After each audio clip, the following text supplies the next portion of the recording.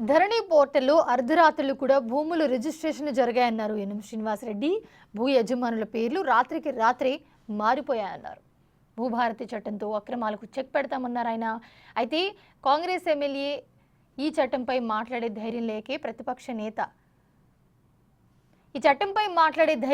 ప్రతిపక్ష నేత హరీష్ రావు సభలో సహనం కోల్పోయి ప్రవర్తించారన్నారు. మరిన్ని వివరాలు మా ప్రతినిధి హేమ అందిస్తారు.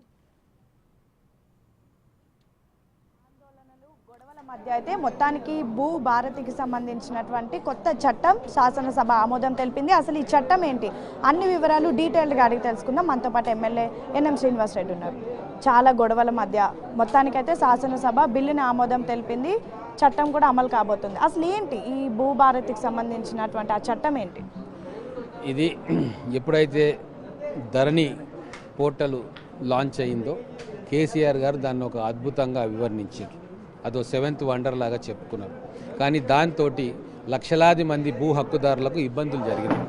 చాలామందికి వాళ్ళ భూమి వేరే వాళ్ళ పేరు మీద ట్రాన్స్ఫర్ అయింది. ఏమైనా చిన్న మ్యూటేషన్ చేసుకుందామన్నా, పొరపాట్లు సరిదిద్దుకుందామన్నా, లేకుంటే ఎక్స్టెంట్ ఏమైనా మార్చుకుందామన్నా కూడా వీలు కాకుండా మొత్తం కలెక్టర్ గారి అధీనంలో లాగిన్స్ పెట్టిరు. దానితోటి సామాన్య రైతులు కావచ్చు, గ్రామాల్లో ఉండేవాళ్ళు కావచ్చు అప్రోచ్ అయ్యే పరిస్థితి లేకుండే. ఒకవేళ అప్రోచ్ అయినా దాని కాస్ట్ పెరిగిపోతుంది. మండలంలో తహసీల్దార్ గారి చేతిలో కానీ ఉండుంటే ఎవరైనా సరే మండలాఫీస్కి పోతుండే, అక్కడ వాళ్ళకి కావాల్సిన పని చేయించుకుంటుండే. ఈ ధరణి రావడంతో ఎవరికి తెలియకుండా అర్ధరాత్రి రిజిస్ట్రేషన్లు జరిగి ఆ భూమిలో ఏ కేటగిరీ భూములు అనేది తెలియకుండా ఒక కేటగిరీ నుంచి ఇంకో కేటగిరీకి మార్పులు చెందినాయి. మరి ఈ మార్పులు ఎవరు చేసిండ్రు, ఎందుకు చేసిండ్రు, దీనివల్ల లాభం ఎవరికి జరుగుతుంది అనేది కూడా ఖచ్చితంగా ఇన్వెస్టిగేషన్ జరుగుతుంది. కానీ ఇప్పుడు ఆ ధరణి చట్టం వల్ల, ఆ ధరణి వచ్చిన తర్వాత రైతులు కానీ భూ హక్కుదారులు కానీ నష్టపోతున్నారని తెలిసి మా ఎలక్షన్ మేనిఫెస్టోలో మేము పెట్టినాం. మేము అధికారంలోకి వస్తే ఈ ధరణిని బంగాళాఖాతంలో కలుపుతాము, ఇంకా ప్రజలకు ఉపయోగపడేటట్టుగా భూభారతిని తీసుకొస్తాము, కొత్త చట్టాన్ని తీసుకొస్తామని చెప్పినాం. మేము వచ్చిన తర్వాత మొట్టమొదటిగా మేము చేసింది ఏంటి అంటే, ఏదైతే మాస్టర్ కీ ఉంటుందో ఆ టెరాసిస్ అనే సంస్థ ఉండే, అది విదేశీ మూలాలు ఉన్న కంపెనీ.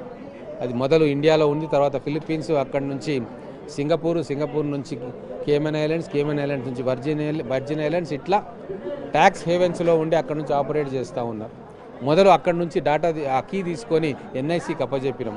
కేంద్ర ప్రభుత్వ ఆధీనంలో నిష్ణాతులైన పర్సనల్ తోటి, నిష్ణాతులైన ఎంప్లాయీస్ తోటి ఉన్న సంస్థ ఎన్ఐసి, నేషనల్ ఇన్ఫర్మాటిక్స్ సెంటర్. భారతదేశంలో ఏ పెద్ద కార్యక్రమాలు ప్రభుత్వమైనా ఎన్ఐసి ద్వారా జరుగుతుంది. వాళ్ళకి అప్పచెప్పినాం.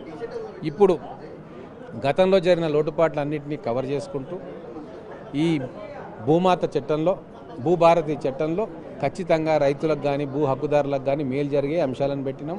గతంలో ఎవరైతే తప్పులు చేసినో అవన్నీ వెలికి తీసే ప్రయత్నం చేస్తాం. ఫోరెన్సిక్ ఆడిట్ కూడా దాంట్లో చేర్చినాం. రాబోయే రోజుల్లో ఇంకా ఏమైనా అమెండ్మెంట్స్ ఉండి చట్ట సవరణలు చేస్తే ప్రజలకు ఉపయోగపడుతుందని తెలిస్తే అవి కూడా చేయడానికి మేము సిద్ధంగా ఉన్నాం. ఈరోజు కాంగ్రెస్ ప్రభుత్వం అధికారంలోకి వచ్చిన తర్వాత మొదలు ఏదైతే సామాన్యులు ఇబ్బంది పడతా ఉన్నారో ధరణి వల్ల, దాన్ని తీసేసి కొత్త చట్టం తెస్తూ ఉన్నాం. వాళ్ళకు సులభతరంగా పనులయ్యేటట్టుగా ఒక మెకానిజం తయారు చేస్తూ ఉన్నాం. దానికి కావాల్సిన అడిషనల్ వర్క్ ఫోర్స్ను కూడా ఇవ్వాలని నిర్ణయం తీసుకున్నాం. భవిష్యత్తులో ఇంకా ఏమైనా సూచనలు ఎవరైనా ఇచ్చినా తీసుకోవడానికి సిద్ధంగా ఉన్నాం. ఖచ్చితంగా ఎవరైతే అక్రమార్కులు ఈ ధరణి చట్టం ద్వారా ప్రజలను మోసం చేసిండ్రో, ప్రభుత్వాన్ని మోసం చేసిండ్రో అవన్నీ కూడా వెలికి తీసి వాళ్ళకి శిక్ష పడేటట్టుగా చేయడం కూడా మా ప్రభుత్వ ఉద్దేశం. అధికారులు కానీ ఏమైనా వ్యక్తులు కానీ తప్పు చేసినట్టు అనిపిస్తే ఖచ్చితంగా చట్టపరంగా చర్యలు తీసుకుంటాం. దీంట్లో ఎటువంటి అనుమానం లేదు. గౌరవ ముఖ్యమంత్రి గారు శాసనసభ వేదికగా చెప్పిండ్రు, రెవెన్యూ మినిస్టర్ గారు కూడా చెప్పిండ్రు. కాబట్టి ఇటువంటి వెలికి తీసే కార్యక్రమంలో ప్రత్యేకంగా ఇన్వెస్టిగేషన్ చేస్తామని కూడా వారు చెప్పిండ్రు. చివరిగా ఇంత కీలకమైనటువంటి బిల్ కోసం మీరు మాట్లాడుతుంటే బీఆర్ఎస్ ప్రవర్తన తీరు కానివ్వండి, ఈ రేసింగ్ పైన ఏదైతే ఫార్మల్ ఈ రేస్ పైన చర్చ జరపాలనడాన్ని ఎలా చూస్తారు? ఇప్పుడు ఈ రేసింగ్ మీద చర్చ జరిగేది ఏముంది? ఇన్ని రోజులు ఎందుకు జరగలేదు? ఎప్పుడో జరిగేది ఉండే. ఇప్పుడు ఏసీబీ గవర్నర్ పర్మిషన్ ఇచ్చినాక ఈరోజు అసెంబ్లీలో జరుగుతుందా అండి? కేసు కోర్టులలో ఉంది, అసెంబ్లీలో చర్చ జరపొచ్చా? వాళ్ళకి అన్నీ తెలుసు. భూభారతి చట్టం అసెంబ్లీలో ఉంటే అది మేము సమాధానం చెప్పాల్సి వస్తుంది. మేము చేసిన తప్పులకు మేమే సమాధానం ఎట్లా చెప్తామని చెప్పి ఎస్కేప్ అయినారు.